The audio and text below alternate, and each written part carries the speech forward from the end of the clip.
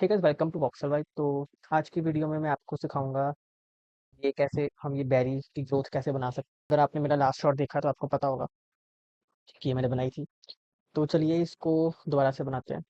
और हमें ये क्यूब नहीं चाहिए, इसको हटा के मैं ले लूँगा एक आइकोस्फेयर। तो पहले रेफरेंस मैं आपको दिखा दूँ उसकी। ये जो बेरी को पता नहीं, इसका नाम मुझे इंग्लिश में नहीं पता, पर पंजाबी में हम तो तूतियाँ बोलते हैं इसको। तो इसकी रेफरेंस अच्छे से ले लेना, एक बार देख लेना कि आपको जिस तरह की पसंद आती है वैसे बना लेना। काली भी होती है और रेडिश भी होती है। मैंने रेडिश कलर की बनाई है। तो हम ये आइकोस्फीयर को इससे आउटपुट दे देंगे इसका। और इसके सब डिविजन्स इंक्रीज कर देंगे। जितने जितने ज़्यादा सब डिविजन्स होंगे उतनी ही ज़्यादा हमारी बेरीज के वो होंगे पॉइंट्स। ठीक है। तो ये भी सर्कुलर है, इसको इसको मैं ट्रांसफॉर्म करके थोड़ा नीचे को खींच दूंगा लंबा, क्योंकि वो तो बिल्कुल भी नहीं होती। जेड एक्सिस में इसको हम नीचे को खींच देंगे लंबा कर देंगे। ठीक है।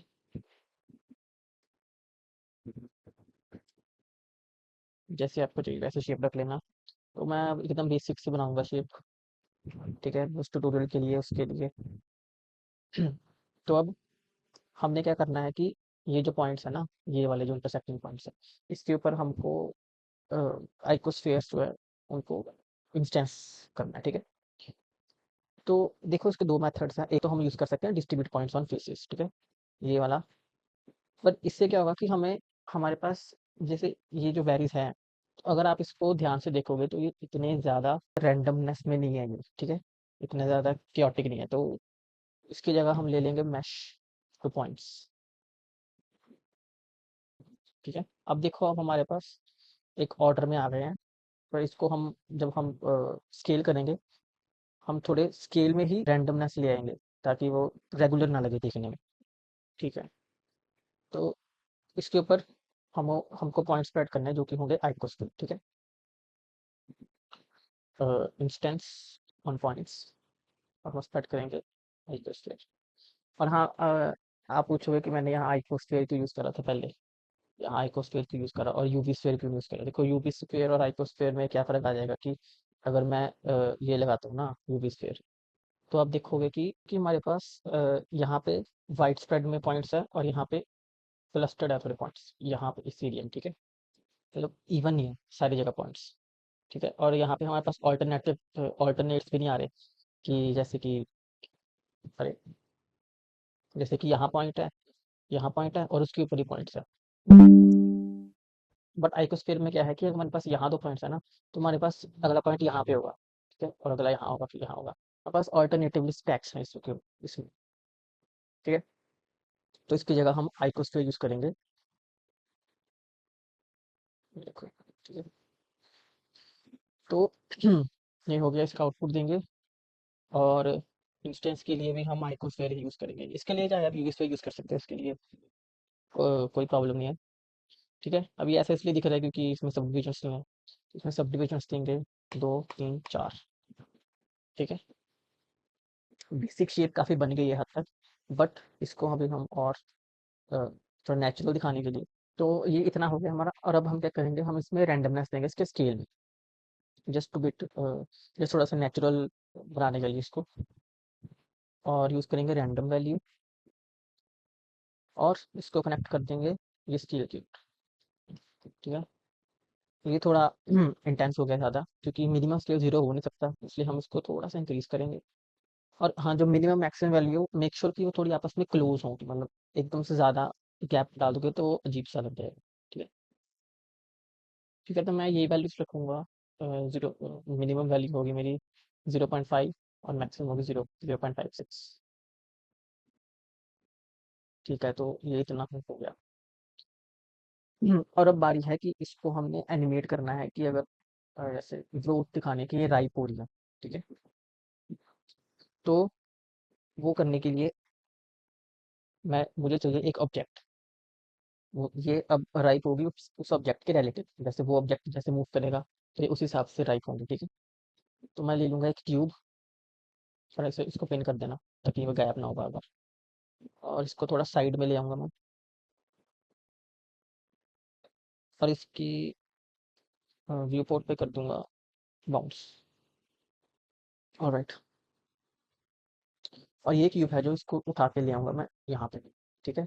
और मेक श्योर इसको रिलेटिव कर देना, क्योंकि ओरिजिनल में जब हमने इसको स्पॉन किया था यहाँ पे, तो वो यही पोज़ीशन को कंसीडर कर रहे थे जहाँ पे वो पहले आया था। लेकिन मैंने इसको उठा के इधर को शिफ्ट करा है, तो अब ये रिलेटिव से इसको कंसीडर करेगा जहाँ पे मैं इसको मूव कर रहा हूँ, ठीक है? तो मैं लूँगा एक जियोमेट्रिक प्रॉक्सिमिटी सिमिटी, और हमें इस ज्योमेट्री की सारी डिटेल्स चाहिए, ठीक है? और अब मुझे करना है, बेसिकली जब हम राइट करते हैं तो क्या हो रहा होता है कि हम बस ये जो पॉइंट्स हैं ना, इसको छोटा-बड़ा ही कर रहे हैं, ठीक है? तो वो करने के लिए मुझे ये पॉइंट्स को स्केल करना है, उसके लिए ये एक्चुअल इंस्टेंसेस हैं, तो मैं ले लूँगा एक स्केल इंस्टेंसेस, ठीक है? अगर आप देखोगे तो मैं इनको मूव कर रहा हूँ तो ये इंस्टेंसेस स्केल हो रहे हैं, ओके? तो मेरे को स्केल करना है इसको इसके अकॉर्डिंग, तो मैं लूँगा एक मैथ नोड, और मुझे बेसिकली क्या करना है कि ये पोज़ीशन, ये पोज़ीशन और ये इसके लोकेशन को आपस में डिवाइड कर देना है, ठीक है? ये पोज़ीशन डिवाइडेड बाय लोकेशन, और ये जाएगा मेरे स्केल में। और अब आप देखोगे तो ये वर्क कर रहा है, ठीक है? ऑब्वियसली चेंजेस करने हमने इसमें थोड़े से, कि पहली बात तो ये बहुत ज़्यादा स्केल हो रहा है, ठीक है? इसको चेंज करेंगे, ये देखो ये हो रहा है, ठीक है? और अब मैं ले लूँगा एक मैप रेंज। मैप रेंज से क्या होगा कि वैल्यूज़ जो हैं वो लॉक हो जाएँगी, कि एक पॉइंट के बाद वो इंक्रीज़ ना करें, ठीक है? और अब अगर मैं इसको ज़ेड पे मूव करूँगा तो ये देखो आप, बड़ी छोटी हो गई, ठीक है? आप इसको जैसे मर्ज़ी कंट्रोल कर सकते हो। अगर आपको इसके फॉल ऑफ पे कंट्रोल करना है तो एक कलर रैंप लगा लो।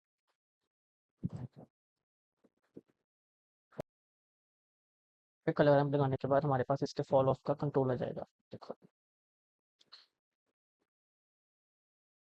ठीक है? पर ये इसको इतना मत रखना, क्योंकि ऑब्वियसली ये 0 तो नहीं हो सकता। आई थिंक ये ठीक है इतना, ठीक है? तो एंड में क्या करेंगे कि हम इसको बस, बेसिकली हमारी एनिमेशन तो रेडी है। अब इसको बस एनिमेट करना है, इसकी पोजीशन एनिमेट करनी है हमें, कि बस सिंपल की फ्रेम लगा दो यहाँ पे आई, और आई थिंक ये जाके जी जेड यहाँ तक, फिर से आई, ठीक है? अभी सीरियल, तो ये तो बस इतने से नोट्स थे। ये अब मेन जो काम है वो है शेडिंग का, ठीक है? अब करते हैं हम शेडिंग। शेडिंग का सेटअप तैयार कर दूंगा पहले, और ये क्यूब नीचे इसको हाइड कर देते हैं अब। और अब मैं लाइटिंग के लिए सन ले लूँगा, थोड़ा सा एंगल दे देते हैं, ठीक है? पहले जो मटेरियल क्रिएट करना है, और हाँ, इसको याद से ज्योमेट्री नोट्स में जाके शेड स्मूथ कर दें, सेट शेड स्मूथ।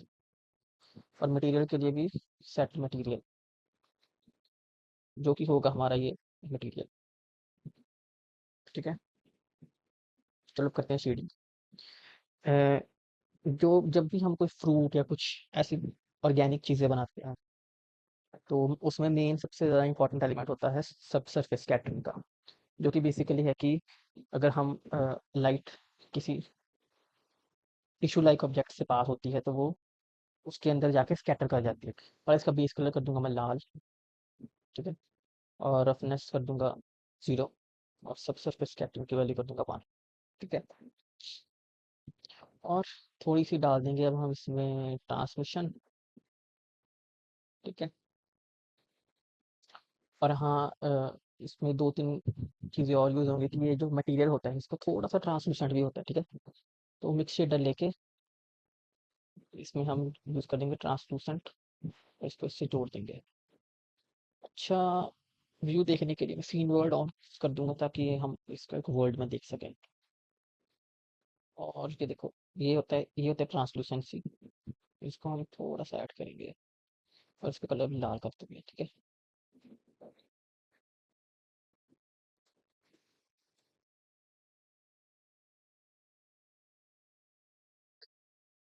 तो ये है इसका सबसरफेस टैपिंग का स्केल।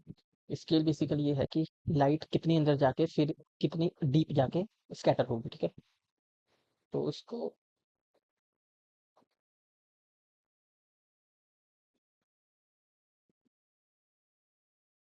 कितनी वैल्यू ठीक है।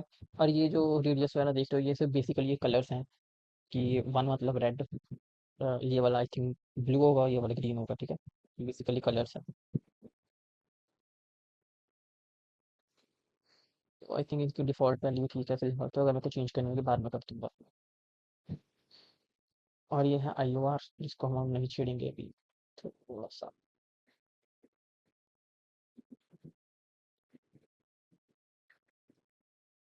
थोड़ी-सी रेफरेंस ले लेते हैं।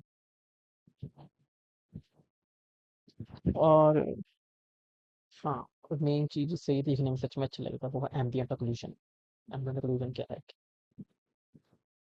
एम्बिएंट ऑक्लूज़न होता है कि 2 ऑब्जेक्ट्स जब आपस में कॉन्टैक्ट करते हैं तो उनकी एक कॉन्टैक्ट शैडो बनती है, ठीक है। वो कॉन्टैक्ट शैडो को हम एम्बिएंट ऑक्लूज़न बोलते हैं, ठीक है। इसमें भी वो बन रही है जैसे कि ये जो इंस्टेंस जो पॉइंट्स है ये आपस में कॉन्टैक्ट में है तो उनकी भी शैडो बन रही होगी, जिसको हम मैं आपको दिखाता हूँ।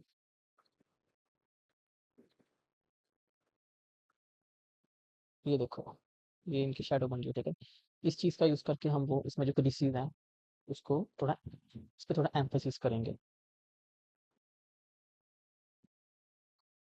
तो मैं ले लूँगा मिक्स कलर। और मुझे क्या करना है कि ये है ना जो हम इसको इससे मल्टीप्लाई करना है।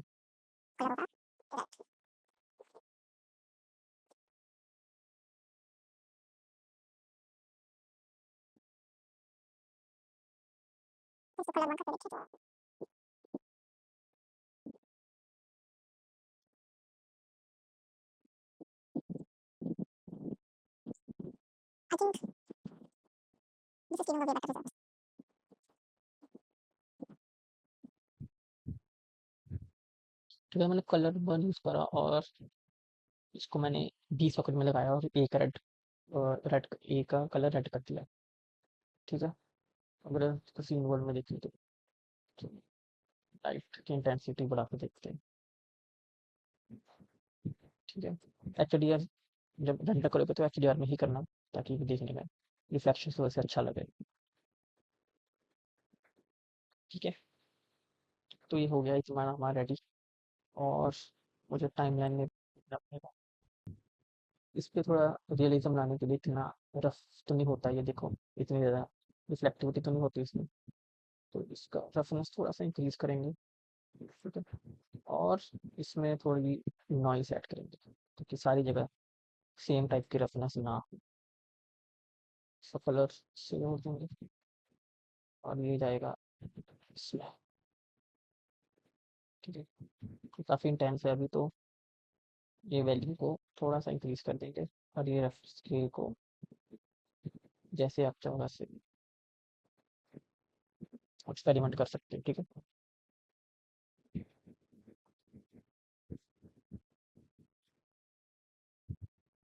आई थिंक इतना ठीक है, देखने में काफ़ी डिसेंट सा लग रहा है ये।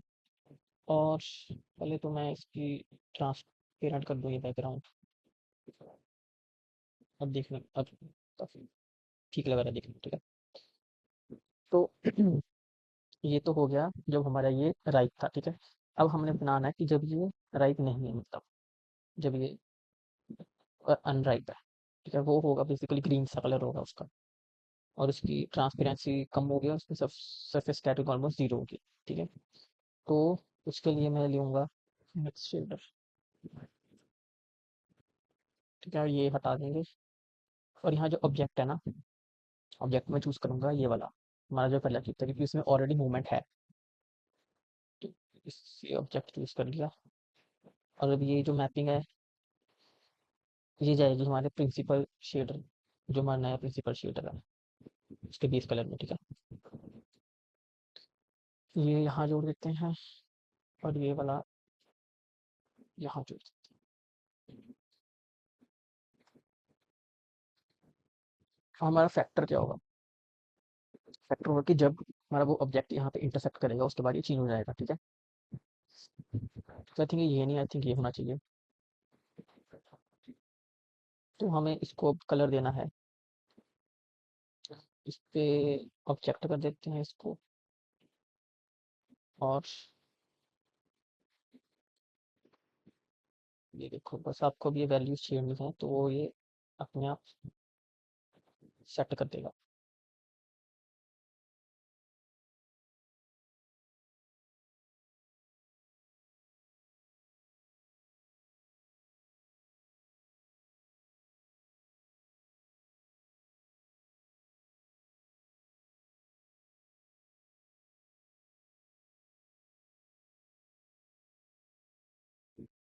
ठीक है, तो ये हो गया रेडी।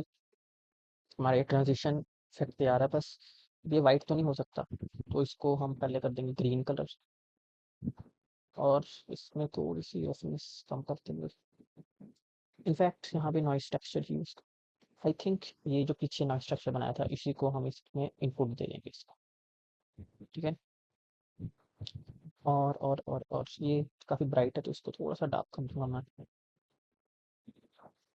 और इसमें भी एम्बिएंट ओक्लूजन यूज़ करना पड़ेगा। तो इसको मैं कॉपी कर लेता हूँ यहाँ पे, और ये वाला जो हमारा एम्बिएंट ओक्लूजन है इसका कलर डाल दूंगा मैं यहाँ, और इसका कलर कर देंगे हम ग्रीन।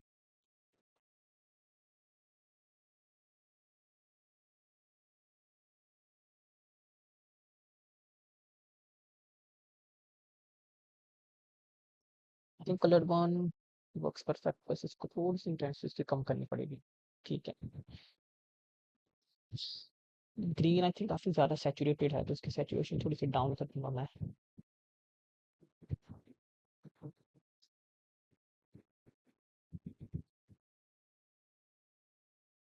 और आई थिंक इसकी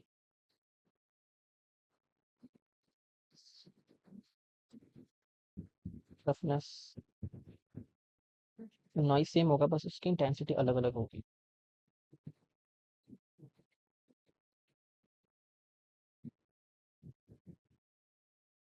और ये देखो, ये हो गया।